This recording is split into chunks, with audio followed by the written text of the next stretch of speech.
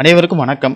சற்று முன் வெளியான முக்கிய அறிவிப்பின்படி வளிமண்டல கீழடுக்கு சுழற்சி காரணமாக தமிழகத்தில் இன்று முதல் அடுத்த 7 நாட்களுக்கு பரவலாக கனமழை பெய்யக்கூடும் என சென்னை வானிலை மையம் தற்போது புதிய எச்சரிக்கை அறிவிப்பை வெளியிட்டுள்ளது. இதில் குறிப்பாக எந்தெந்த தேதிகளில் எந்தெந்த மாவட்டங்களில் கனமழை பெய்யக்கூடும் என்பதை பற்றியும் மேலும் சில கூடுதல் நம்ம வீடியோல பார்க்கிறோம். வீடியோ ஸ்கிப் பண்ணாம பாருங்க. வீடியோக்குள்ள போறதுக்கு முன்னாடி இந்த வீடியோக்கு ஒரு லைக் பட்டனை பிரஸ் பண்ணிக்கோங்க.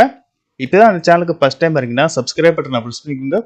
கூடவே பெல் ஐகான் பட்டனையும் பிரஸ் பண்ணிக்கோங்க. வாங்க வீடியோக்குள்ள போகலாம்.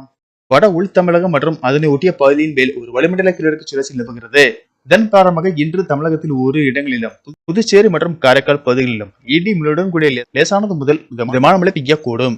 அதே போல் நாளை தமிழகத்தில் ஒரு சில இடங்களிலும் புதுச்சேரி மற்றும் காரைக்கால் பகுதிகளிலும் இடி மின்னலுடன் கூடிய லேசானது முதல் மிதமான மழை பெய்யக்கூடும் என்றும் திருநெல்வேலி மாவட்ட மலைப்பகுதிகள், தென்காசி மற்றும் கன்னியாகுமரி மாவட்டங்களில் கனமழை பெய்ய வாய்ப்புள்ளது. 12ஆம் தேதி தமிழகத்தில் ஒரு சில இடங்களிலும் புதுச்சேரி மற்றும் காரைக்கால் பகுதிகளிலும் இடி மின்னலுடன் கூடிய லேசானது முதல் மிதமான மழை பெய்யக்கூடும்.